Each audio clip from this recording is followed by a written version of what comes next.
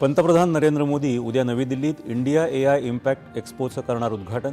Australia, Germany, France, जपानसह 13 देश होणार सहभागी। कृत्रिम बुद्धिमत्ता तंत्रज्ञानाविषयी जागतिक चर्चा करण्याकरता भारत हे योग्य ठिकाण असल्याचं सांगत संयुक्त राष्ट्रांचे सरचिटणीस अँटोनियो गुटेरेस यांनी केलं भारताचं कौतुक। म्युनिक सुरक्षा संमेलनादरम्यान प्रथमच भारत, जर्मनी, जपान आणि ब्राझीलमध्ये चर्चा। भारत आणि युरोपमधल्या FTAमुळे संबंधांना नवी दिशा मिळाल्याचं एस जयशंकर यांचं प्रतिपादन।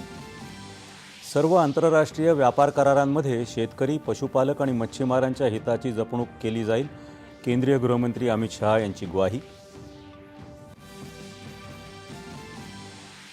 केंद्र सरकार शेतकऱ्यांची पूर्ण काळजी घेत असून पंतप्रधानांच्या नेतृत्वाखाली विकसित भारताच्या निर्माणाचा महायज्ञ सुरू असताना काँग्रेस मात्र दिशाभूल करण्यात गुंतली आहे, शिवराज सिंह चौहान।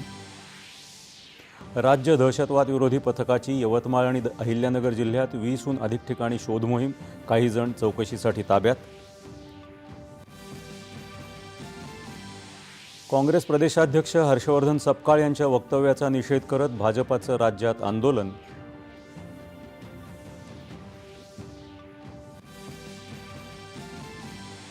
मुंबईतल्या मुलुंड इथं स्लॅब कोसळून काल झालेल्या दुर्घटनेप्रकरणी प्रकल्प संचालकासह 5 जणांना अटक।